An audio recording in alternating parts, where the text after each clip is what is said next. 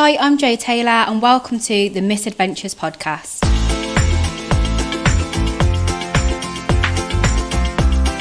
So, Stamps, got Matt Green on the podcast today.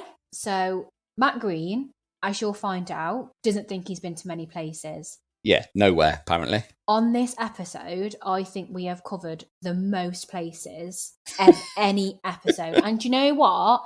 He has got some super interesting stories. Not just like quite interesting in sense of like how he sees things or his opinion on certain things, but stories he's willing to share, which I don't know. Personally, I'll probably, I maybe would not. Wouldn't. Yeah, but I love the fact that he did, and we had a little laugh together.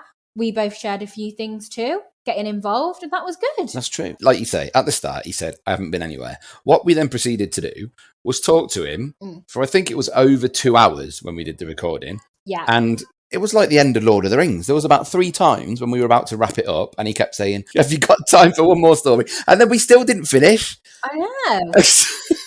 Well, so I'm just, the professional that I am, just looking at my notes here. And basically, we didn't even cover, I don't think, half of the things that are on my list. So, like, from the pre-interview. yeah, from my little briefing chat that I do, because, again, I'm a professional. I noted down all the places that he'd been to, just little snippets, don't hear the whole story. And, yeah, like, so many places on this list. We didn't even touch half of the list, if that. Well, that's amazing. I didn't actually know that until just now. So, no, lots of places on here. He has been into so many places. Well, he definitely needs to come back. We did joke at the time, we need to get him back for another episode. And if we didn't even cover what we were supposed to cover the first time, then we definitely need to get him back. But I think it's that thing, isn't it? We get chatting, they start to remember this holiday, that trip, that excursion, whatever it might be, that the job. time they couldn't put their jeans on properly. Oh, good God. And the panic. And it all just goes off on a tangent. Yeah, I think then it starts to remind them of, oh, yeah, and this happened and that happened and I went here. So it's very easy to just go off on these like detours and tangents and, whatnot, and then end up covering a lot of places that I didn't even know we were going to cover. So it's a lovely little surprise for myself as well. On with the episode. So, Stamps, just to bring you into the picture here, Matt said to me, well, I don't really go travelling that often. This will be good then. I don't know if I've got too many stories. And the amount of places he reeled off to me that he's been to is unreal. Honestly, he's been to like more places than probably you and I and everyone else combined. Yeah, I just heard Zoe Lyons' episode where, by the age of 20, she seemed to have done 80 days around the world. So I think I was feeling a bit... Oh, no. Oh, that's exceptional though, isn't it? That was exhausting trying to keep up with everywhere Zoe had been. It was indeed. But you have got plenty of your own that we are raring to hear about. Great. So, have you got a particular place you would like to start from? I don't know, really. I mean, whether you want to start sort of chronologically or whether you want to do it... Yeah, let's do that. Yeah, let's go chronological. Oh, let's be sensible. Let's have some order. We never normally have order, so let's go with that and see how that goes. So where's the first place then? So, I mean, I guess when I was a kid, I did a lot of travelling with my parents to Europe, mostly places like Belgium, Germany, France, the kind of the usual places, but I never went on the plane. We always went on the ferry. Oh. Yeah, we always went on the... And most of my childhood memories are built, like childhood sort of holiday memories are sort of bookended by horrendous ferry journeys. Oh, no. For some reason, that North Sea bit is just a nightmare. Going from... It was usually Hull to Zeebrugge. That was one we did lots because we were born and brought up in Yorkshire. So sort of the Hull ferries were, it was very much the place we used to go from. And I can remember some pretty nightmarish, just horrendous seasickness. And I think I was usually okay. Like, I don't know whether I was just the right age or it didn't affect me too badly or whatever, but just, I remember one in particular where it was just me sitting playing on an arcade game that I'd worked out had got a glitch on it where if you put the money in it in a certain way, you could get the money straight out and then you could play the game. Oh, that's glorious, isn't it? When you're a kid and you work something like that out, you just think that you've won at life. Absolutely. I got, sorry, I'm just sabotaging. I got told off once by my nan on one of those kind of holidays. We were at some holiday park and it had a little like games room and it had international track and field on the arcade machine. Oh, yeah. I don't even know why I decided to try What it. is that? Break it down for me. It's an Olympics type game where essentially you just tap 2 buttons as fast as you can to make a little man run. Right. But I decided to try and put the little window key for my caravan in the lock on the place where the money goes in the arcade machine, and it opened. So I was just scanning all this money out of the arcade machine and putting it back in. At least you're putting it back in there. We're not just taking it. That's just stealing, basically. That's a level above what I was doing. Mine was just, I can't remember what it was now, but I'd worked out there was something that if you press the button in a certain way or something, it just reset the game or something. So I just remember playing cool. over and over and over again, whilst basically everyone around me was vomiting. And I was kind of going, this feels fine. You know, I don't know why everyone else is... And since then, I have suffered from seasickness, so I don't know what it was about that journey that I was immune. It's like some apocalyptic nightmare scenario. Maybe it was the screen. It like did something to your eyes to not make you feel the motion. It's completely zoned out. It is bad though. You know, when someone has got seasickness and it's relentless, isn't it? It's something I've never ever experienced. Like I've been on little boats and everything, and I'm all because I'm aware that it can just happen. People that think they're absolutely fine on a boat, and then all of a sudden, one journey and it can affect them. And every time I go on a boat, I'm conscious, like, oh my God, is this the time I'm going to be seasick and it's going to ruin the whole trip? But every time, touch wood, I've been all right so far. But when someone is feeling the effects, it ruins everything, doesn't it? Because it's relentless. If you've got like a long journey as well. Yeah, totally. Were your parents okay? Or were your parents susceptible? I think they were kind of all right-ish. I think my brother was very badly affected because I've got a younger brother, and I think he was quite badly affected on that one. So I think they were sort of looking after him, and he was just not having a nice time at all. And you're just oblivious. Yeah, and I was just playing on this game. That's a very strong memory I have of journeys on ferries, lots of seasickness and stuff. But my first flight was, again, to Europe, to Paris, with my then girlfriend, now wife. And that was the first time I'd ever been on a plane. So that was kind of exciting. Oh, really? Yeah. Yeah. And I was like 20, I guess. And so I'd sort of booked this sort of quick, like 3-day trip or something, because we'd got together at university and it was our first chance to kind of do anything away. So that was all very exciting.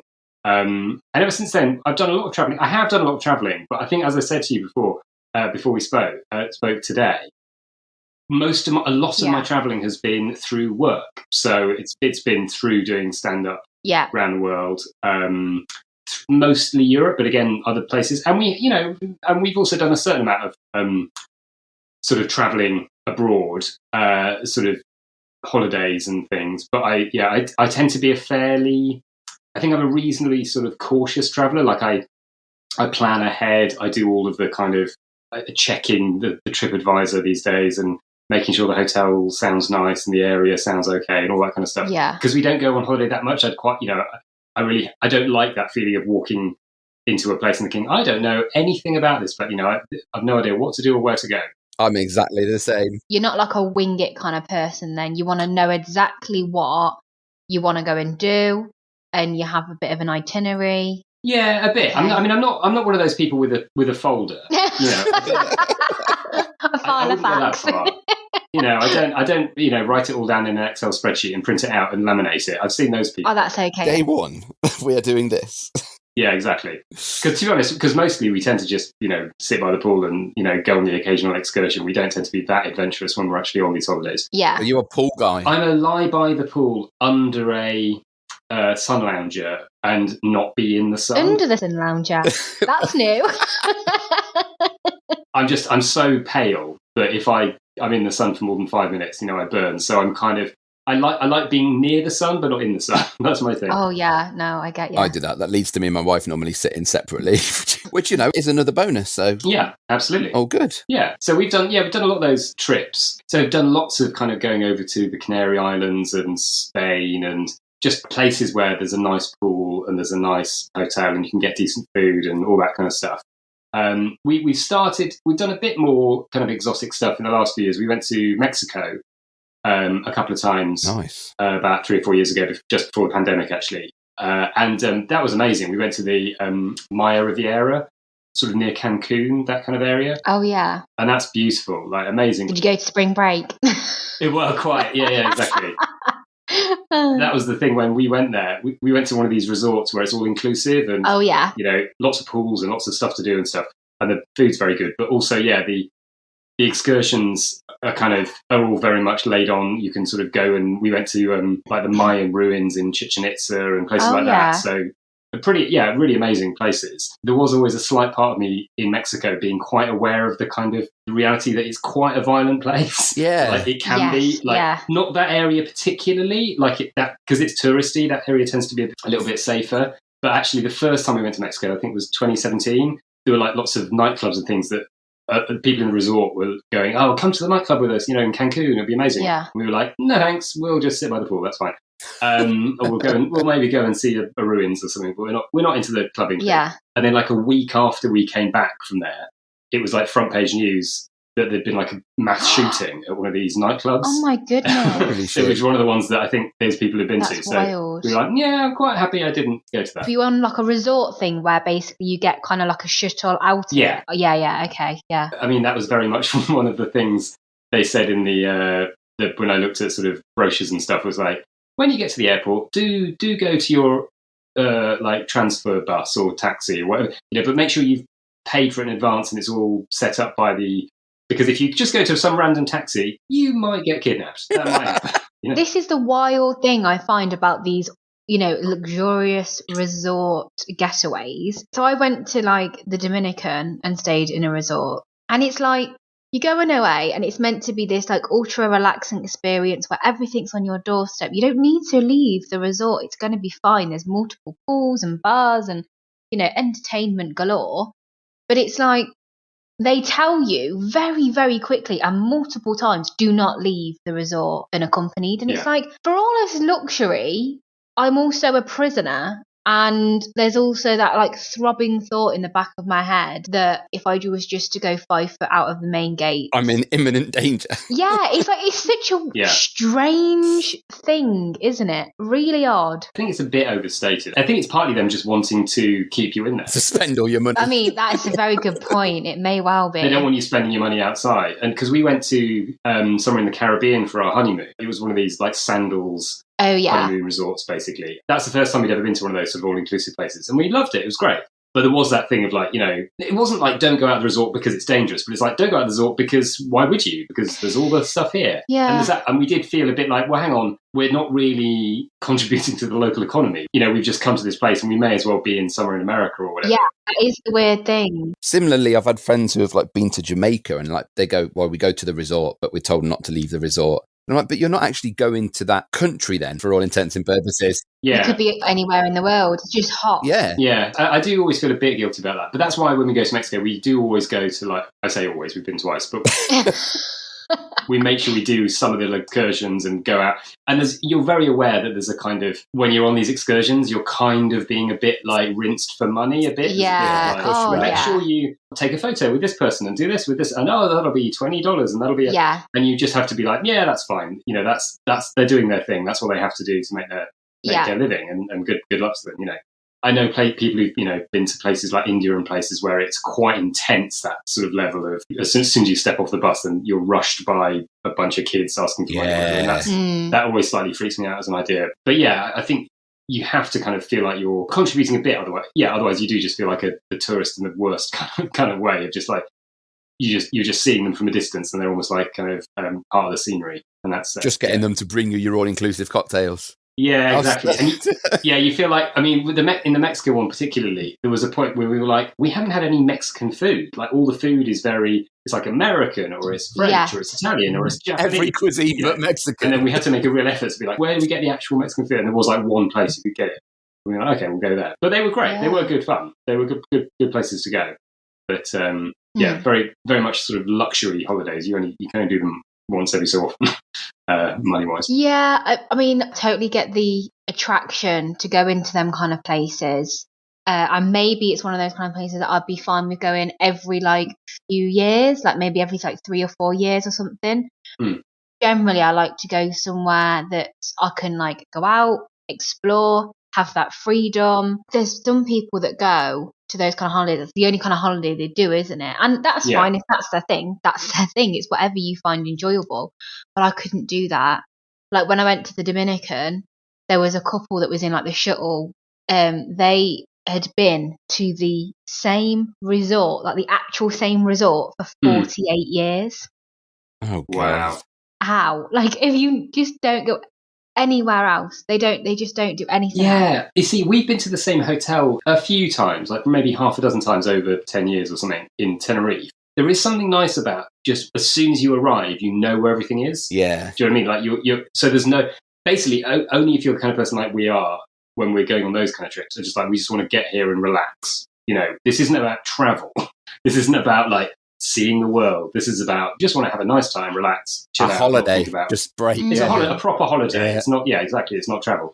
And there is something amazing about just being like, within 10 minutes, you're like, right, we know where the local supermarket is. We know where the nice restaurants are. You know, we know where all the stuff in the hotel is. We're done. You know, there's no kind of exploring. And that's kind of fun. We usually then find somewhere new each time. You know, every time we go there, we're like, let's go and explore down this bit. We've not been down here before and all that kind of stuff. But it's basically just because we just want to chill out for a week. But yeah, if you're going somewhere a bit further, you know, a bit different, then it's you get the fun of the exploring. So yeah, there's sort of, I can see both sides. Yeah, absolutely. It really does depend what you want, doesn't it? From a holiday. Do you want a holiday like totally from life and just laying down for a week and having drinks brought to you, or do you just want different scenery but entertainment at the same time? It's just whatever tickles your pickle. Yeah, tickles your pickle. Good phrase. I think I've been to too many, like in terms of work stuff, I've been to so many rubbish hotels that like. Oh my God, tell us about them. Hang on. I just want to just quickly jump back. I'd never got the chance to ask. I'm just intrigued. Yeah. Going on an aeroplane for the first time at like 20, how is that? Because as a child, you're too caught up in the excitement of the fact that you're flying to appreciate that you're sat in a metal box in the sky. Yeah. At 20, if that's your first experience of that, are you okay? Are you thinking, oh my God, I don't like this? Yeah, I was fine, I think. Like, I think, I mean, I was in a new relationship, so I was like trying to be cool, and I didn't want to be like, I didn't want to be like, oh my God, I'm terrified. But I think I sort of was okay, and it was a relatively short flight, which I think probably helped, that I didn't have too much time to think about it. It was just to Paris from Leeds, Bradford, I think, or somewhere, so it was, like an hour or something, so it was fine. But yeah, I think I was mostly just kind of interested, excited, and a little bit sort of, I can't believe I've not done this before. It's weird that I've not done this before, you know. But yeah, I've never been a fan of landing. No, granted. Yeah. Almost every flight I do, and I've done a lot. Over the years, I've done loads and loads of flying for work. And every time the plane comes into land, I've always got that slight feeling of like, come on, don't fuck it up. You know, and it's that sort of, there's always that slight edginess I have.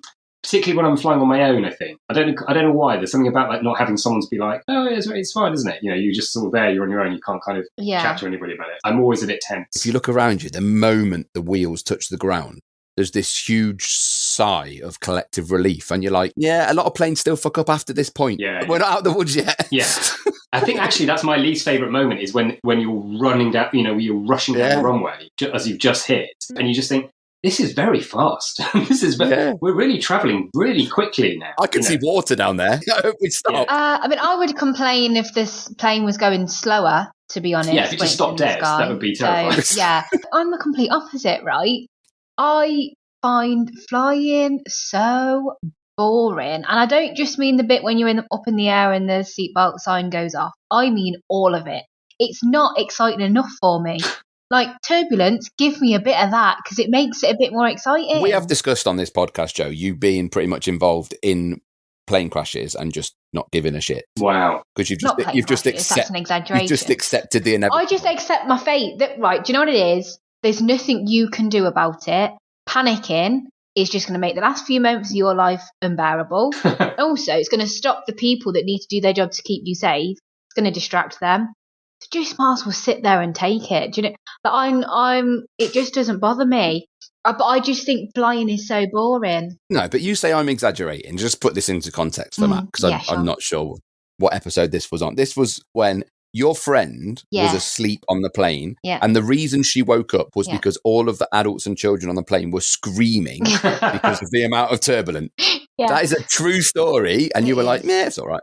It doesn't bother me. So quickly, I went skiing with the school when I was in school, just to be very, very clear. I was a child in the school when I went skiing to Austria. And basically, the coach was trying to drive up this mountain that was obviously covered in snow, and it just wasn't getting the traction on the tyres. And every time he tried to go up, it like slid a little bit. And the first few times, people were a bit like, okay. And then it just kept happening, and it slid quite a lot. It's important to note that basically on one side was like the road, but a very thin road, and then on the other side was a sheer drop. Wow.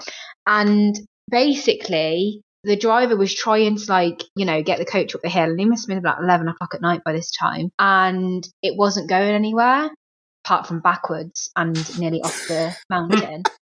And can everyone move to the other side of the coach, please? Right, now it's really important to note that I went to an all-girls school. So we were in a coach of, 60 14-year-old girls that are just already idiots. So very calm, everyone just very calm. Oh my God, they were screaming. They were ringing their mum. They were going wild. And I'm like, girls, what are you doing? And they were like, you're not scared? I'm like, I mean, it's not great. I would love to make it to the resort so I can go skiing tomorrow, obviously.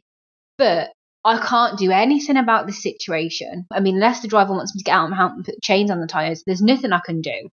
And if I was to ring my mum and tell her, Mum, I'm on a coach sliding down a mountain and I think I might fall off the edge, that's just going to put her in some unnecessary panic. You're just too accepting. I know I've got no control over the situation, so you just have to grin and bear it, unfortunately. You're a very calm person. Or stupid.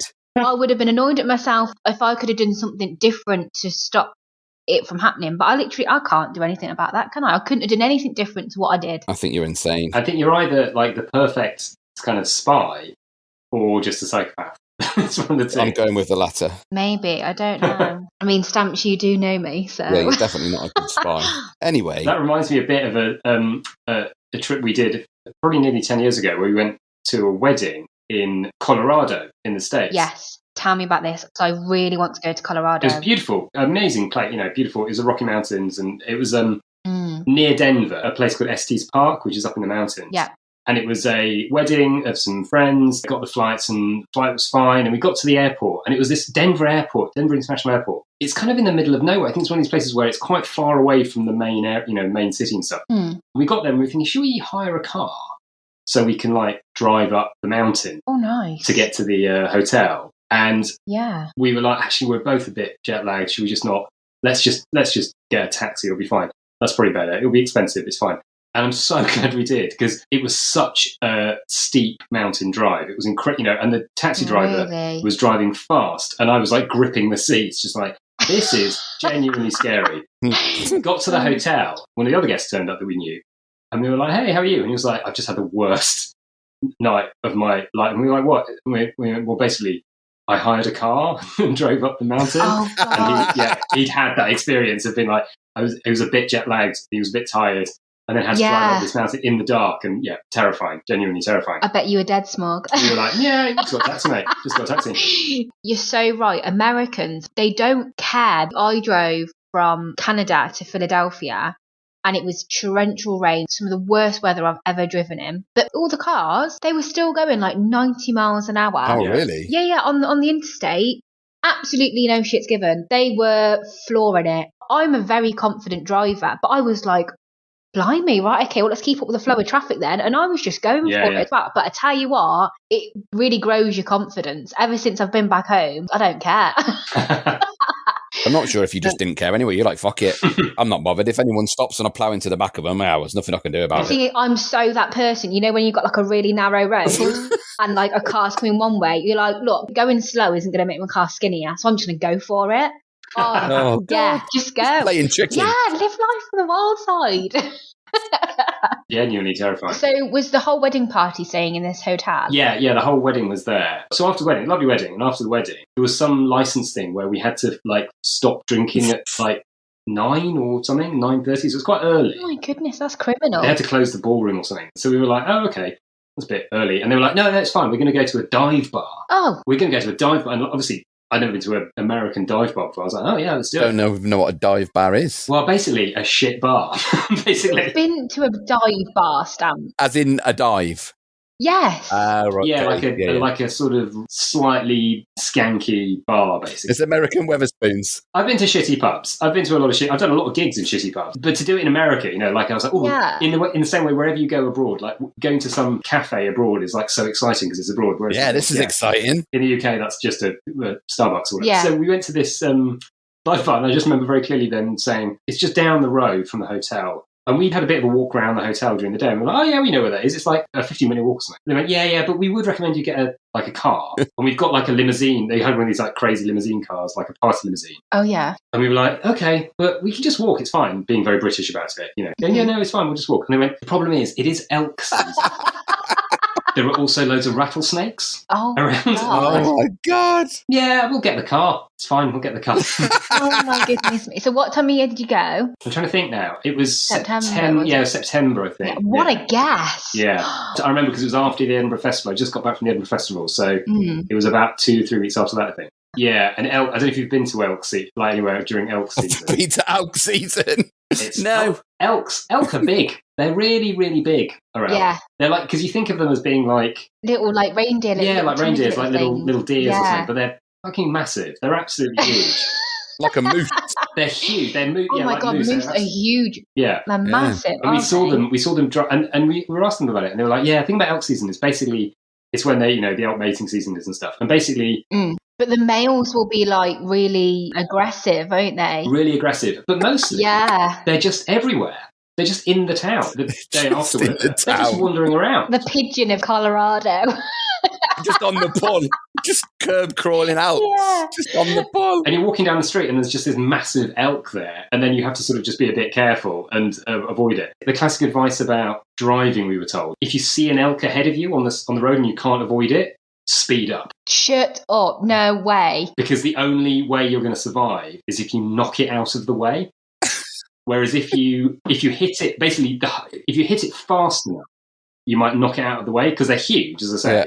So you speed, and if you don't have enough speed, what will happen is you'll hit it and it will just fall on the car and crush you because they're massive. Can't you just go round it? Well, that's what I mean. If you can't go round it, don't go aiming for them, Joe. Don't go like. I was gonna say 10 points. It's not like Grand Theft Auto. Looking for elks to run down. Oh God! But it's weird though, isn't it? In America, they have all like the bull bars on the cars, and it's wild because it's no big deal if they run over a deer or something. Like, yeah, they just expect it. Yeah, I think they even have special insurance against it and things like that. And it's just a wild thing because if somebody was to like run over a deer here, it would be like a major thing, wouldn't it? There, it's like they're just a nuisance. Colorado is the only part of the sort of middle of the states I've been to, and you just realise just how there's just so much space. Yes, it's so big, you know. Yeah, such a big place, and particularly those areas where it's really, you know, not that populated. It's a very it's still a little bit wildernessy at times. Yeah, is everything really spread out? Because I really want to go to like that part of America. Yeah, we went to the city as well, and that was really cool. I remember we had quite a funny sort of encounter. We were only in Denver for a couple of days, and on one of the days there, we were sort of stopped by this very polite, I guess you'd call him a charity mugger, that he was sort of, you know, but he wasn't raising money for charity. He was raising money, I think, for the Republican Party or something like that. It was some sort of political cause. I don't think it was specifically that, but it was something like that. And he stopped us and was very polite and was very like, hi there. So where are you guys from? Oh, we're from London. Oh, okay. Well, you know, what do you think about Denver? And was very nice and stuff. And then went, so what do you think about our president? Oh, God. Was Trump in charge at the time? No. This was 2012, 13, I think. So it was Obama. And he obviously was expecting us to go, oh, he's awful, you know, because that's what he was. And we were just like, oh, yeah, oh, God, we love Obama. He's brilliant. Everyone in Europe loves Obama. And he was really freaked out. He was really like, oh, okay, well, we don't really like him over here. And we were like, well, I mean, I think some people like him because people voted. Yeah, I think a lot of people do. Yeah. And then he was like, and he was trying to raise money, I think, for some political thing because we were like, well, sorry, we're not Americans, so we can't give you any money. Not allowed to. So, but that was the thing. It was very polite. It was such a nice place. Like everyone we spoke to was really lovely. There was one point we were trying to find a restaurant. We kind of were walking along and looking a bit sort of lost. And someone came over and went, hi, you know, can I help you? And we were like, yeah, we're just looking for a restaurant. And oh, well, you know, I can recommend. And like gave us these recommendations and was very, you know, and say that so-and-so sent you and all this kind of stuff. That's my only experience of that kind of America because we've been to other parts, the more sort of touristy bits of sort of New Tourist York America, yeah. Yeah, DC and Miami and places like that, but not, and LA actually, but yeah, not none in the Midwest, and I'd like to go back. I totally agree. Americans, especially in kind of like the more kind of rural areas, they are so nice. Like you can't meet nicer type of people. They will, just come and chat to you, help you out, and I really do like America. Is it all very spread out? Is there like a city centre as such, or Yeah, I think Denver had a centre, and Denver's quite a big city, so that was fun. Yeah, that was fun. I think the outskirts, it was just very beautiful. Very beautiful surroundings. The sort of mountainous area I'd never been to before. I really want to go somewhere like that. Yeah. I think it'd be so beautiful. No, that's my kind of relaxing. We were talking about the whole resort beach thing. I think I'd much rather go somewhere that was like mountainous, going for like kind of like nice, just like walks up to like in the mountains and along the lakes and things like that. I'd find that far more relaxing in kind of like an autumn time where it's starting to get a little bit cold but still sunny, rather than blistering heat. Oh my god. Maybe October. I think it would still be warm in October. So I think I'd probably go then. Oh, that wasn't a bad little detour just from me asking about your first time on a plane. It was not. God knows how we ended up here. Yeah, I don't know. Can't even remember what we were on before that. Terrible hotels for stand-up gigs. Terrible hotels, yeah. I suppose when I say terrible hotels, then most of the ones I can think of that I still have sort of flashbacks of are sort of terrible bed and breakfasts. I've been to so many of those over the years. I used to do a lot of travelling for comedy for stand-up around the country, and sometimes they would book you a hotel for you, which they were normally okay, not always, but normally sort of fine. The venues, they tend to, because they have people there all the time, they kind of, they don't book you somewhere terrible, because then no one will want to go and play the venue. Serviceable. But quite often, they're fine. They're fine. These days it will be something quite sort of standard, like a travel or something, and it's, or maybe something a bit nicer if you're lucky. But a lot of the places early on I went to, they would give you like I don't think anyone really does this anymore, but they used to give you sort of an expenses hotel, like a hotel allowance. And it wouldn't be very much. And when I was a new young comedian, I was like trying to save as much money as possible and not spend, I was like, well, if I can save a $5 or 10 quid on my hotel, that's another 10 quid that I wouldn't, otherwise have. Yeah. So I would try and book the cheapest B&B that I could find that didn't look like it was actually, just going to be horrendous. And I did not succeed. There were several times where I booked somewhere where I was like, this will be fine. And then you tell me like, this is not fine. B&B's catfishing on the internet. Oh, God. Yeah. There were so many. There was one in Bristol which still makes me shiver, which was just like, always the bad sign is when you don't have your own toilet. Oh. That's a given, that is. You've got to have your own toilet. Shared bathroom, toilets, shared shower areas and things like that. That's always a bad start. When you get there and you're like, where's the toilet? Oh, it's just down the corridor. Ah, right. Okay, that's a damn it. Start. Yeah, I've made a mistake here. But then having said that, I did one in Cardiff. I remember going to a place in Cardiff and it turned up and it was in the student, because it was the student union gig. And so I booked a B&B that was kind of nearby, so it was in the student area and seemed like a nice enough area. But I got to the B&B and I was shown into the front. It was like on the ground floor there was a ensuite, and I was like, okay, this is all right. And there were actually, I think there were 3 beds in the room. It was like, it's quite a big room, 3 beds, ensuite. I thought, oh, this is fine. Went to look in the ensuite. It wasn't really. It was an ensuite in a kind of conservatory. Uh-huh. So it was sort of open, like glass. No. So they'd obviously converted a conservatory into an ensuite bathroom. What? And someone had left the windows open. And it was in the autumn, so it was quite warm. And there were just loads of insects. Oh. It was just full of insects. Horrendous. And then there was no door between the bathroom and the bedroom. There was just a curtain, like a shower curtain that you could pull across. And when I pulled the shower curtain across, there was like a big bloodstain on it. Oh my goodness. Yeah, like an old, like a kind of brown bloodstain. And I was like, there's so many things that could be, but I think that is a bloodstain. This wasn't called the Bates Motel, was it? No, exactly. It felt a bit like that. And then it was one of those ones where you the towels are kind of crinkly, sort of hard and crinkly, and the beds sort of don't move when you get on them and stuff. You don't want to turn on ultraviolet light in the bedroom. Oh, good God. No, exactly. And you want to sleep in your clothes and all that kind of stuff. And I can't remember if this was the same one, but let's say it was, where breakfast is included. They always make a big thing, it's breakfast included. And you go, okay, well, and then it's always like between 8 and 9. And like, if you've just done a gig that night, you don't really want to get up at 8 to have breakfast. But also, you're a poor comedian who's just starting out, and you don't want to You've got to eat. You've got to eat, and it's quite a long way from Cardiff back to London where I was living. And so I'm like, okay, right, well, I'll have the breakfast then. And you get up, and it's just, and again, the worst thing you can hear in a breakfast situation is the kind of ding of the microwave. And they've obviously just. It's all been made in advance and sort of put on a plate. And then they're like, right, you're here. Right, ding, ding, ding. And you get it, and it's just all slimy and... But you could have just had that at 11 o'clock then. If it's all pre-made, do you know what I mean? What's the time constraint? You can microwave bacon at any time. I know. Yeah, that's the glory of a microwave. Those packets of cereal where they've decanted the cereal into plastic boxes, and you just don't know what's in it. And you're like, is this... So many times I've had that, and you feel like no one's used the cereal for a week or two, so it's just gone a bit stale. And chewy cornflakes. Yeah. It comes out in a block. Yeah. Chewing on your cornflakes. Horrendous.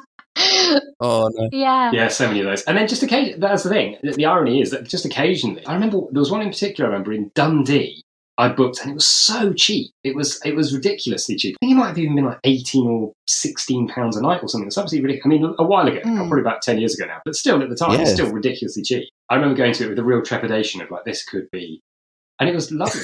They were really nice. They were really nice. It was a nice room. Breakfast was great. I was like, right, something has gone wrong here. Why am I not?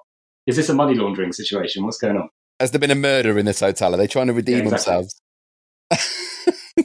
Really weird. Those bad experiences in the B&Bs, was one ever so bad that you were like, nope?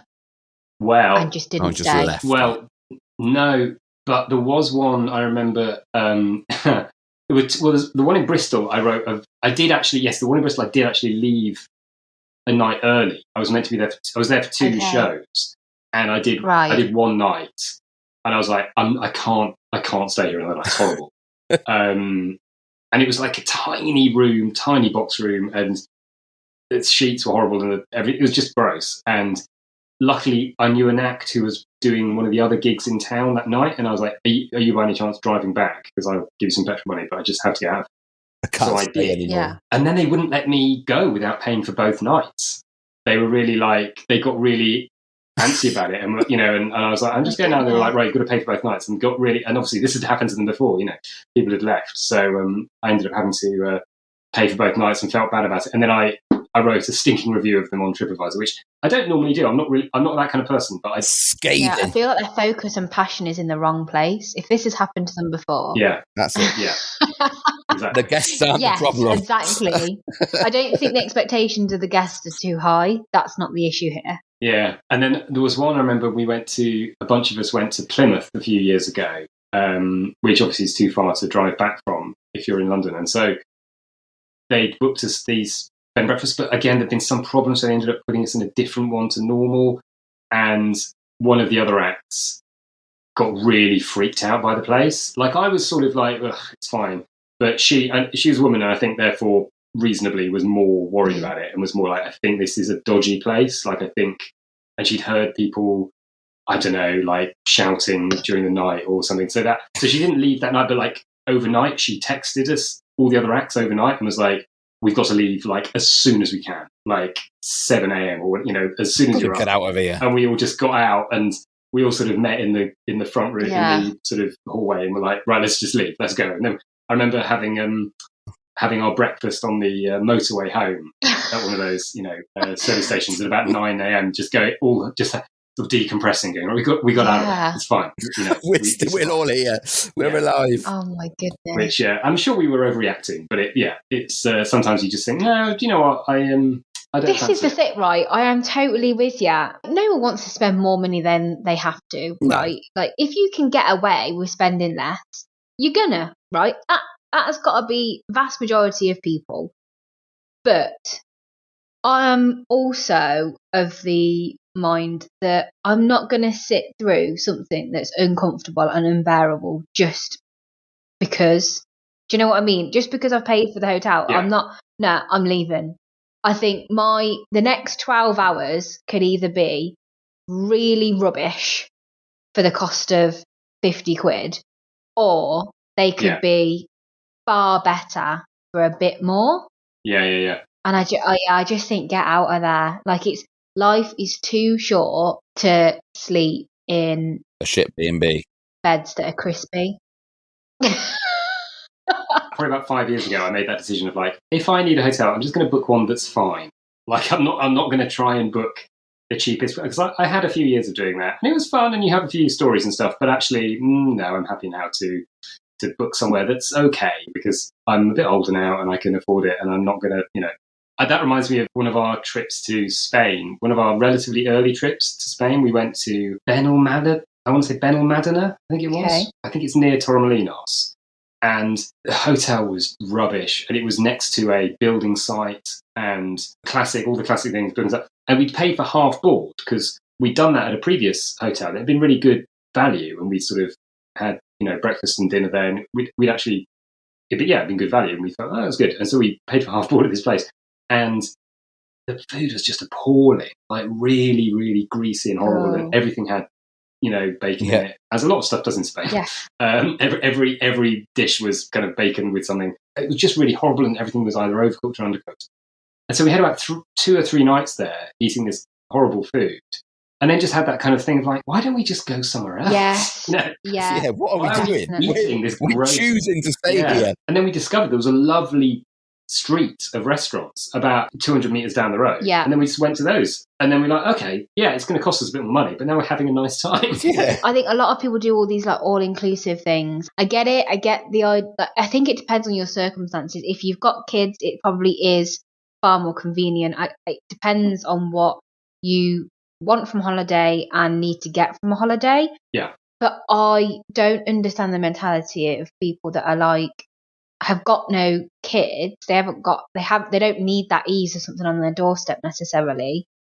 And it's like they'll eat at their hotel. And if the food's great, because obviously in some of those places the food will be phenomenal, it'll be amazing, like restaurants. But sometimes it's not. It's just nutritional enough to keep you alive. I get that you're going to probably spend an extra maybe £200 to £400 on the holiday, maybe eating out. But are you not just going to enjoy yourself a bit more? Yeah. I almost think sometimes it's that British. Oh, totally. I will not give paid for attitude. this. Yeah. It's like, exactly. And also, I've bragged about this holiday now, and I'm going to enjoy it. Yeah. I can't let people think it wasn't as good. If I leave now, I've failed. Yeah. I can't fail. Leaving is failure. It's I've got to totally stick it out. There's totally, and there's Soldier you can see on. people kind of enjoying the review they're going to write later.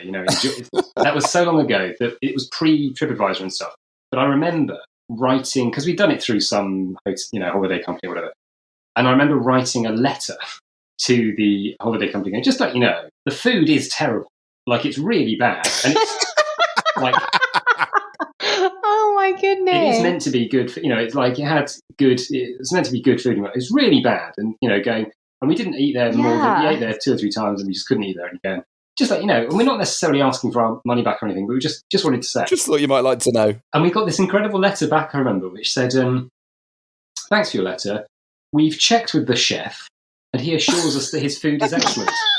Oh, there you go then. Of course he does. I bet he does. Loved it. I just thought it was so amazingly brazen. Just like, no, he says it's great. Oh my okay, does goodness. it? You're just so uncouth. Yeah. You just can't appreciate fine cuisine. Made me laugh a lot. Oh my. We've checked with the chef. The food's great. Yeah. I love that. We feel like we don't need to do any more. That's classic, absolutely classic, sort of like customer service 101. Just like, no, Yeah. the customer's wrong. Customer's wrong. Yeah. You must be wrong. Yeah. Absolutely wrong. No one else has complained, so you're the problem. Yeah, exactly. Right. Yeah, that's the problem. And it's one of those things where I wish I'm not that kind of person, but I wish I'd gone round everyone in the restaurant everyone in the hotel and gone, can you just like do a little survey? Like, what do you think the food is like? And just been able to present them with like a petition of like 50 names. Like everybody thinks it's terrible. Well, I've got some quantitative feedback. Yeah, exactly. For your chef. Yeah. Yeah. And his food is not excellent. To be like honest for a second, I think that's genuinely what things like TripAdvisor are brilliant for, because you know, like, yes, you have to discount. You always have to discount like the top 10% and bottom 10% of all the reviews, because they're sort of a bit 100%. Mad. Yeah.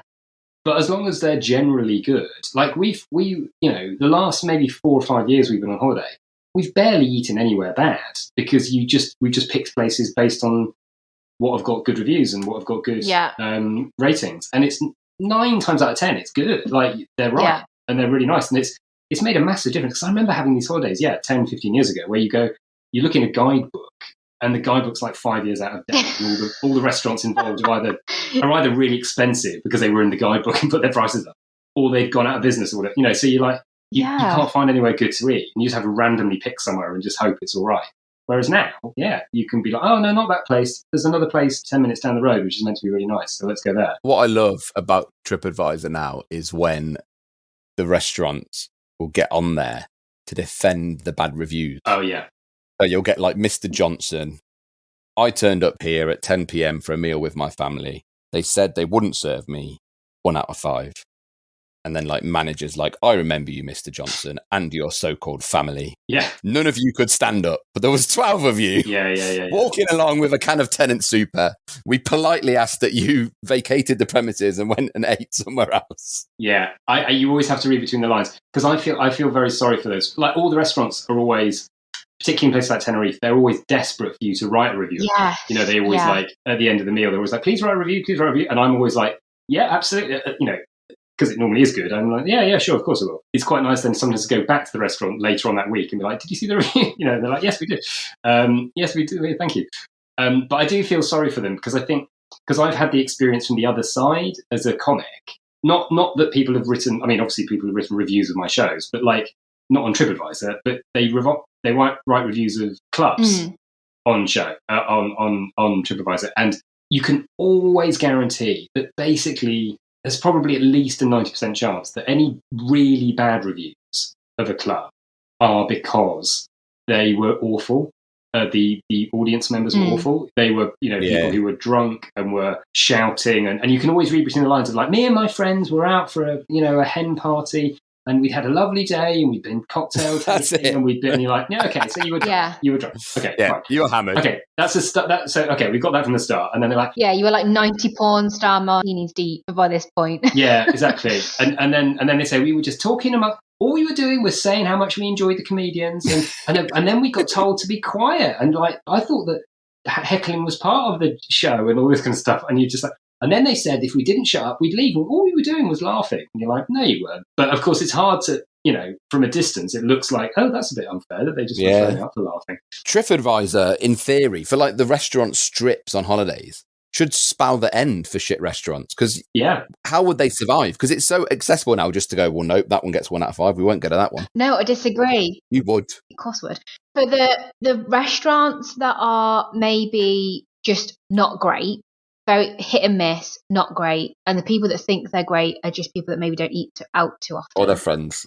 Like, they're just going to go down, aren't they? They're not going to survive. Yeah. But the ones that are really shit, like newsworthy shit, they probably get more custom. Just to see how shit it is. I've got to see how bad this is, because they're the ones that make it onto like Nav Bible and stuff, aren't they? The ones that have got like every review is 1 star and stuff.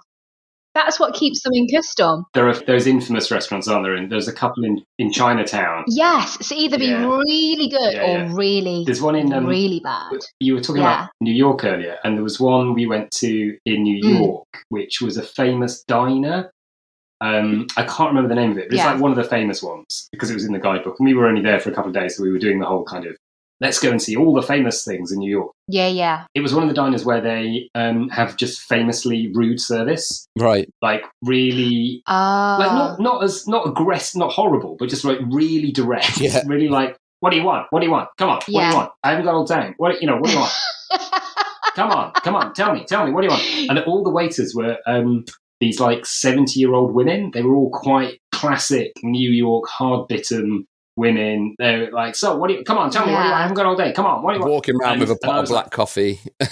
Exactly. And they all looked quite aggressive. And it was like a tourist resort, really. You know, it was a tourist place. Yeah. Like they'd obviously. Yeah. And so we were all sat on benches next to random people we didn't know.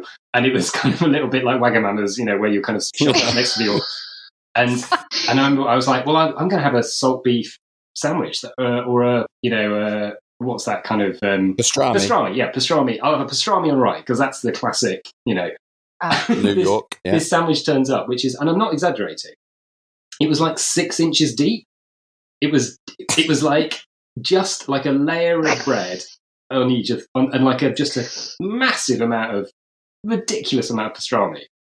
And I immediately took most of it out and ate the rest of it. But they had this like no sharing rule as well. Like you weren't allowed to share with people because it was, what? I don't know. And so if you tried to share it with like one of the waiters come, oh yeah, no sharing. If you want to share, you've got to pay $5 or whatever. That's wild. I've never heard that before. I love sharing food. No, I'm the opposite. That sounds like my idea of a restaurant. No, Get off my food. Sharing I think food. it's because in the States, definitely the not. portions are so big that because we worked this out quite quickly, that you just buy one portion. Oh yeah, you buy one for 2 people. We're both reasonably small. We're not going to eat clever. loads and loads. So we could have easily, there were several times in the States where we just order one portion and just share it, and it was plenty, absolutely plenty. But most places were happy for you to do that. And actually, sometimes they'd be like, "Do you want us to plate it up separately?" And that was great. But in this place in New York, they were obviously like, "Yeah, we don't want to lose the custom. We don't want." And so I had this ridiculous pastrami sandwich. I ate about a quarter of the meat that was there, and we asked for it to be bagged up for later. I don't think I ever ate any of the rest of it, but I thought it feels wasteful. Just feels wasteful. Polite thing to do. Oh, you've got to take it though. You've got to have the choice later on whether you eat it or not. Yeah. We put that bag in our 100%. hotel fridge and just left it there. I think just like, I can't face it. Then I was like, well, I've got to have a New York cheesecake. Yeah. That's what New York's about. And I love cheesecake. So let's do that. And again, I was like, can I have like one slice of cheesecake? Yeah. And they brought me the biggest bit of cheesecake I've ever seen. It was like 6 inches tall. It was so thick. And I'll be honest, I ate maybe a third of it and didn't eat any cheesecake after that for about 3 years. I was so like, it was just too much. Goodness. It was too much. And I felt, but again, it was like no sharing. You weren't allowed to share it. No one's allowed, it was such a... Death by cheesecake. It really was. What a way to go, honestly. You could and easily in do New it. York as well. Going back to the TripAdvisor reviews, the weirdest request I've ever had for a review, now stamps, calm yourself before you come up with some witty comment. Okay. Is when I was in New Orleans, my hotel room flooded, and after a night out, I woke up and the floor was like all wet. It was just awful. I rang down to reception, and some like maintenance guy came up. He sorted it out, fixed the problem, gave me his card, and then he was like, "Can you write a review of me on TripAdvisor?" Me? Wow. I was like, sorry, do you have your own account? He was like, no, go onto the hotel on TripAdvisor and write a review saying that I fixed the room and that it was really good. And I was like, okay. I didn't. It's just like that episode of Black Mirror. Weird. But that's become a big thing now. Like resorts as well. They're always saying that, rating people. Yeah, I actually remember his name. Even so, it's a bit of a strange thing to be like, hey, shout out to Brooke, fix the room. Like, maybe that's how they get recognition. Yeah, if you read those reviews, you do see that now more and more. Like I remember I looked at the reviews of one of the resorts we went to. I think probably the Mexican place, and it was like every other review was like, oh, I really Juan, who does the bar, he's great. Or Jose, who does the activities on the beach, is lovely. And you know that. And then when we did some of those things, they were like, oh, please make sure you mention us. And they obviously get extra points. That's it. We get commission for that. Reviews, and my genuine first thoughts are the people that have written those reviews are the ones that think they've made friends with the people that work at the hotel. What they don't realise is the people at the hotel are being paid to be nice to them. That's true. I just think it's those people that are gone, oh yeah, they were lovely, weren't they? They were so kind to us, and we're going to go back next year, and they said they'll look after us again. And it's like, they are not going to remember who you are. They are doing a job. Yeah, I totally get that. I mean, I imagine it's some of that. But absolutely, I'm seeing this new thing where like individuals that work for the restaurants, hotels, whatever it is, they are kind of edging for this review and mentioning their name because it must be something that they're graded against or something. Yeah, it makes sense. Yeah. Yeah. I remember sort of having a slight insight into this when I did a show at a club a few years ago, and I got there a bit early, so I was there sitting in the green room for an hour or so before the show, and I was there when all the staff arrived for the venue, and the manager did a little huddle with the staff, a pre-show meeting, and he read out all the reviews of the venue that we had that week, and was like, oh, you know, not in a horrible way, but in a kind of like, oh, so we had a nice review from so and so, and we had, oh, and you know, Jessica, he mentioned your name, so you know, well done, you obviously did a good job. And I thought, yeah, this is it. You know, people are kind of, I can see it's kind of good in some ways that people feel like they're being recognised and stuff. But yeah, it definitely there is a sort of Black Mirror-esque undertone to it, isn't there? Of like, getting there, being rated all the time. And I feel bad on Brooke. Maybe I should go back and... No, I wouldn't bother. He's been sacked. I mean, he did give me his number. I bet he did. He's kind of forced me to put his number into my phone. So I could text him and ask him. I think you were like his last chance. They were like, listen, Brooke, we've had enough of this shit. This is your last chance. You go up to this room. If that girl does not leave you a review, you are done, mate. This is the same holiday, may I add, that I ended up on that really awkward date. So maybe I give off a vibe. I don't know. Yeah. Was it with another repairman? No, it wasn't. Just somebody in town from Chicago. All I wanted to do was share a bucket of chicken nuggets, and I think he wanted more. Our expectations were misaligned. Very different. Fair enough. Different kind of finger licking good. Yeah. Oh my God. Sorry. I mean, we've gone blue. We've gone blue now. Bit blue for that. That's what, Stance, come on, Jesus. So, Matt, where are you thinking that you will go to next? Well, we went on a little mini break over the last bank holiday weekend to like a little hotel I found near Basingstoke. Okay. Because that was the closest. That was a sort of, I just randomly put in like hotels near London that aren't in London that are somewhere a bit, anyway, and found this place. And it was so nice just to be somewhere else for 2 days. Yeah. Just like, yeah. And we went into Basingstoke and we ate like a meal in a restaurant, and we were like, this is something that, you know, a couple of years ago, we were like, well, this is, what is it? You know, we do this all the time. We go to restaurants, and we, you know, we're in lots of little towns working and stuff. But it felt like an absolute, you know, dream holiday. We got to, and it was quite nice weather and all the rest of it. It did really make me think, gosh, I don't want to overshoot, because there's all this talk of people booking these big, expensive kind of luxury holidays now because they've saved up all their money and they're thinking, you know, they've got to do a big. And I think it made me think, they're mad. It's a bit of a waste. It's a bit of a waste because they won't enjoy it. It's a bit like having your coat on all day. You won't enjoy it. You won't have the benefit. You know, actually, what you need is just to go somewhere pretty normal, like somewhere. So I think we'll probably just back to Basingstoke. You know, back to Basingstoke first, obviously. Check it's still as exciting as it was, but just do it in small. You know, so go somewhere kind of small. You know, go on a little flight, maybe over to France or go to Spain or Tenerife, and then maybe in a year or so, when everything's right back, hopefully back to normal, then maybe go a bit further afield, back to Mexico. Maybe we've been to Thailand a few years ago. That was we loved that. So that, maybe do something like that. But it feels like at the moment, don't overshoot, don't go too far. Because I think we've all been locked down, we've all been sort of restricted and quite closed down. And the idea of, it's almost like, you know, you don't want to be one of those people who's kind of been on hunger rations for a month and then eat so much that they feel ill, you know. I was about to say the exact same thing. Yeah, that is essentially what you like, you know, what it's going to be like, isn't it? But I'm in the same mindset as you. So like, I'm planning on doing another big America trip this time next year. But in the meantime, I just really want to use this time to maybe just see a bit more of England. I really haven't been to that many places not just England, but the UK. And I just think now is probably the time that you'd appreciate it the most. Like, absolutely, when you've not been anywhere, been cooped up, and to be able to just go somewhere, different scenery, having that freedom and that social time is going to kind of satisfy you enough. You know, utilize that time where you're maybe a little bit more sensitized rather than desensitized to it. Definitely. And there's so much beautiful, you know, there's the Peak District or parts of... Yes, I want to go to the Lake District, or, you know, there's parts of Scotland are absolutely beautiful. And again, there's bits of Wales that are beautiful. You know, a lot of these places, I remember I've done quite a few gigs in Aberystwyth over the years, because there's a lovely lovely venue in Aberystwyth, lovely gig there. But and being on the train from Birmingham to Aberystwyth is, the scenery's spectacular, incredible, and it's quite a slow train, so you have quite a lot of time to look at it. So it's,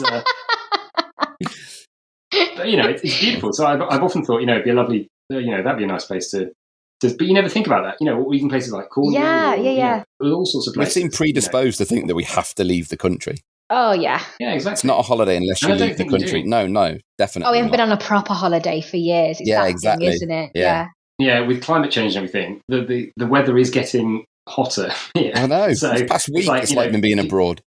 I know. People I've thought that for a while now, that this idea of, you have to get away over the summer to get some sun. And you think, well, yeah, but I disagree. actually, you will get a lot of sun. Yeah. Here. It will be just...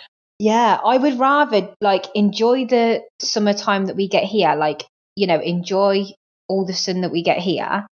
And then when it starts getting a bit cooler, then, after a couple of weeks of being a bit colder weather, then, flit off to somewhere nice to get that week of sunshine. But that's again. what people do, don't they? They wait until the only month where we get loads of sun here, and then they bug it off. I don't get it. It's literally it can get up to 30 odd degrees, 32 degrees here. Don't leave then. But then you go to Spain, and it's like, oh great, you've paid $4,000 for 2 degrees. Wow, we've really in the last well for a long time actually, we've really always gone for the sort of winter sun. Far more sensible. Makes much more sense to do it in the autumn or ideally the winter. Yeah, much better. Especially like the Canaries. Like you say, the Canaries you appreciate are always nice. it more. Absolutely. And it's that thing of you might have spent a few weeks in your winter clothes by then, and then it's like, oh yeah, getting my nice summer clothes out again. And it's exciting. There's something really exciting. New wardrobe for a week or so. Yeah, it is. And I'll tell you what else. The other good thing is about the wardrobe thing, when you get back, you don't need the clothes you've been wearing for a week. Just chuck them in the so wash. You can wash them over. You can wash them over a week or so. You're not desperate to get them back on again because you've got your winter wardrobe that you're going to be wearing. And there's also something quite fun about getting home in that situation too, because you because it's you've been really hot and then you get back and then it's really cold and there's a sort of... It's like going in a plunge pool or something. You forget though and come home in your t-shirt and shorts and it's like -2 and snowing. I will agree. That's the only thing. It's like when you are going on a holiday in the winter but you're going to somewhere hot, the decision of what to wear to go from the cold to the heat and vice versa, and from the heat to the cold, it's a bit easier for girls because we could technically wear a skirt and tights to the plane. And then we could take our tights off to get off the plane and back onto the hotel. And, again, no tights to the plane and then put the tights on. And we can be a bit more versatile. Whereas for you men, it's jeans or shorts. Yeah. No, you need some of those zips at the knee trousers. Oh my God. I often go linen trousers, which is sort of somewhere in between. Which nice, yeah. That does remind me of one of my most embarrassing moments. It was when I was it the last time we went to Mexico, or maybe I can't remember if it was the first. I think it was the first time actually. So we were having that thing of right, get to the airport and then change into our winter clothes at the airport because we know it's very cold. Okay. Yeah.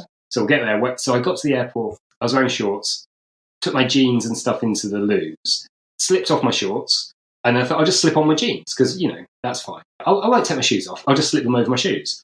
Forgetting that jeans are quite they don't have much give in them. So I basically tried to slip them over my shoes and they just got stuck. They got stuck over my shoes. And I sort of did that thing. I did the wrong thing of pulling quite hard to try and pull them over. And then got really stuck, properly wedged. And then I was like, no, it's fine. It's fine. I can just but no, it was that thing of I'd obviously created a kind of vacuum effect, like a sort of valve effect where I couldn't get either. And I was literally in this toilet for it was a long time. It was 15, 20 minutes, trying to kind of, and I didn't have any signal in there. I was on my phone and my wife was outside and was obviously beginning to be a bit what's happening? Why is he is he falling down the toilet? What's going on? What has he had to eat on the plane? Exactly. And it was getting work. And it was in Mexico going back home. And then it was just becoming slightly panicky of I'm actually, that slightly weird panic you get where you're this is stupid. Yes. This is stupid. I'm in here forever now. I'm going to die here. Yes. Oh my goodness. I'm going to have to like leave the toilet stall just wearing my pants and like half one of my legs, like half in some jeans. I've had an accident. Oh, no. And I'm just going to have to walk out and like say to somebody, can you help me take my trousers off? You know, Oh, no. it's terrible. Luckily, eventually, I don't know what I did. I somehow managed to, just finally the amount of, I pressure and I sort of managed to sort of get it off and then take the shoes off, put the trousers on properly. And then I've never done that since. Oh, I never made that sort of like, goodness. it'll save time. Just put your trousers on over your... It turns out, don't put your trousers on over your shoes. It doesn't work. No. So that's the horror that women have in changing rooms. We're like, we get a bit cocky. We think we've lost a bit of weight, try on a dress size down. We put the dress on. It's not perfect, but we're getting it on because we're like, we've definitely gone down a size. Yeah. Get it on, but then it's the getting it back off again. And for some reason, your body is like a different shape when you're trying to get the bloody thing off. Yeah. And you're there and you're like, oh my, I can't see anything. I don't know what I'm doing. This is it. I can't get it off. This is my life now. And it's like, I didn't even want the dress anyway. It's not even that pretty. All I wanted to do was see if I was like, a down size or not. And I'm not. And you just, guess what, darling? You're not. You haven't lost that much weight. That's the type of panic that I get. That panic. The one that's not life-threatening. That's what worries me. It's like that kind of absolute terror of you've left your luggage on the plane. Do you know what I mean? Or you've left, or on the train. Yeah. I've left something. I've left something. I've left something. What is it? And you suddenly realise what it is. And, do you have time? Do you have time to retrieve it? It's that kind of like cold feeling that goes through you, isn't it? Or when you've missed your stop, you look up and you're like, oh shit, I thought I was one stop. Oh no, I'm now. No, okay. Now I'm going to have to wait until the next one. That's the thing. It's really small things that are just so repairable, or like you can sort it out so easily. But for some reason, because it just is slightly away from what you anticipated, it just causes sheer panic, doesn't it? Because it's totally off track to what you were going for, and it is weird. Very weird, because all you got to do is get off the train or get off the tube, whatever it might be, and just go to the opposite side to get back again. Yeah. Your brain stops working, though. It does, yeah. It's just a far worse situation in your head than it really is in real life. Yeah, definitely. I don't know if you've got time for one more story. Go hit us, yeah, absolutely. It slightly reminds me of it's a good way into maybe. I did some filming a few years ago for an advert, and it was one of these weird situations where I had to go to Prague to film it, but I didn't really know much about... It was quite relatively short notice or something, and I didn't know much about who was doing it. So I basically got on a plane, the kind of thing you do as an actor /comic. I got on a plane, not really knowing where I was going. Yeah. Like just going, and then there's a guy on the other end with my name on a card, and getting in the car, and then driving out of Prague into like an industrial area and thinking, I hope this isn't the beginning of Hostel. Like, I hope I haven't been kidnapped. I hope this is a real place. And then turning up at this warehouse, which was a studio, and I was like, oh no, okay, this is a place. And then everyone else there was Czech, apart from the director. Oh no! And I think maybe one other person. So I could kind of talk to him, but a lot of them didn't speak brilliant English, which was relatively unusual. It's kind of quite rare for. On those situations. And I had this kind of slightly odd day of being on this set and not really getting to know anybody, but kind of did the job and it was fine. I got to the end of the day. It was quite late-ish in the day, sort of 7 o'clock or something. And they went, okay, well, time to go back to your hotel. Again, a driver who I didn't know drove me back to this hotel. It was a really nice hotel in the centre of Prague. So like a proper 5-star place. And I was like, okay, this is great. Got to the desk, gave my name, and they went, no, we don't have a room for you. Oh, God. And I was like, oh, what? And they went, yeah, we don't have room. And I said, are you sure? Can you double check? Because this is Please. This is an advert, and they've been filming here for a few days. And they went, yeah, we can see the advert. We can see that there's like 10 people who've got rooms here, but we don't have room for you. You're just not one of them. And I was like, okay. And then it was that thing of like the thing of like, okay, what can I do? So I said, okay, well, can I book another room? And they went, no, we're fully booked. What I'd learned on the set was that they were not just shooting this advert, they were also shooting Mission Impossible 4 or something in the city, or 3, anyway, one of the Mission Impossibles. And Tom Cruise was staying at that hotel. Oh, no way. He was in the top floor, and he had half of the top floor was him and his family. Shut up. So, I was aware of that, and I was like, okay, it's all right, so fine, all right, maybe this hotel's a bit too booked up. Is there anywhere else? And the person went, no, we had someone come in like a few minutes ago asking for a room, but it's very late now, and actually we rang around, and all of the hotels in this area were totally booked because of the filming and because there was something else happening or whatever. So no, we can't recommend it. And that thing was like, okay, am I now just? Do I have to now? What do I do? Do I sleep on the streets of Prague? Am I homeless in Prague? This feels like a weird situation. And the most stupid thing, then, the most sort of stupid resolve of it was I rang the production company whose number I had in England, in London, and luckily, because of the time difference, they were still up. They were still in the office, because it was like 8 o'clock by now or something. And luckily, they were still there. And they were like, oh, no, there definitely is a room. I'm sure there's a room booked for you. I don't know what's. And it turns out that they booked it under my character name rather than my name. But because it was an advert, I was playing a baker. And so they booked it under the name Mr. Baker. Oh, my goodness. So I then had to go back up to the desk and go, I think you do actually have a name, a room booked for me. Mr. Baker. It's under the name Mr. Baker. And they were like, do you have any idea? I was like, no, because that isn't actually my name, but it is a name. I mean, basically, this sounds like a game of Cluedo. You're like, well, I'm Mr. Green. Exactly. I'm Mr. Green. I'm Mr. Baker. Yeah. And Mr. Cruise is upstairs. They asked for your passport in hotels. Did they not go, your name is not Baker? I sort of explained the situation, and they kind of went, okay. Right, okay. Yeah, and I think luckily, by that point, some of the other crew had turned up, and they were sort of going, well, he's with us, so there must be, this is a mistake. So that was okay. But it was, and then that's funny. The sort of final moment, final sort of twist of that story was that, so it turned out I was staying on the same floor as Tom Cruise. So I went up to the top floor, went out of the lift, and it was one of those sort of lift lobby areas where you can go left or right. And there was an armed guard standing there and a curtain across the left-hand bit. And he just pointed to the right. And obviously it was his job, was just to kind of point people. No, you're not going. You don't go this way. You don't go this way. Yeah, you're not allowed through this. And so that was kind of fun. That was kind of an exciting night, thinking, gosh, Tom Cruise is quite close to me, apparently. Allegedly. Within touching distance. Yeah, if I can just get past that curtain and past them guards and through the door. Oh, you might have wanted to go for a cup of tea, maybe. I know, he might have been bored. Yeah, exactly. He's apparently quite friendly. I've never met him, but apparently he's a nice guy. So, miss that chance. Next time. Oh, well, thank you so much, Matt, for telling us these stories.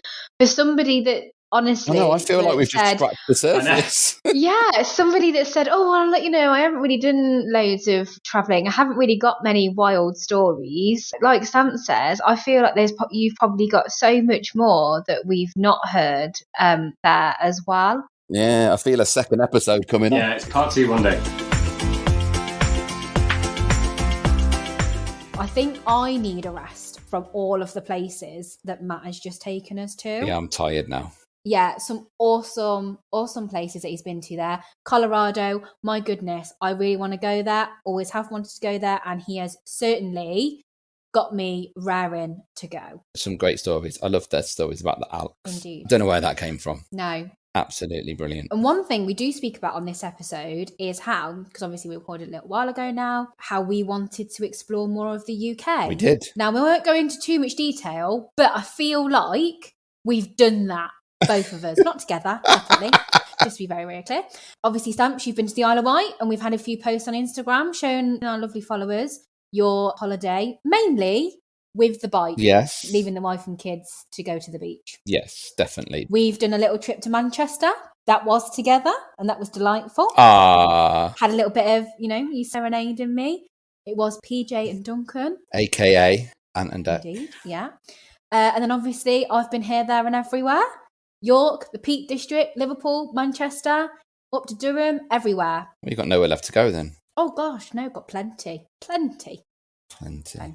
So as always, if you have enjoyed this episode as much as we enjoyed making it, please share, like, comment, please. save, Pretty please. and follow us on all the socials. Joe's got a real hang up about the algorithm, so help her defeat the algorithms. I'm going to hang up over it. It's not irrational. This is a real thing. Algorithmophobia. Indeed. Same time next week. Find us on Instagram, Misadventures in Travel. Follow us, like our posts, support us, and if you've got any stories, any misadventures of your own, DM us, let us know, and we could share them on the podcast.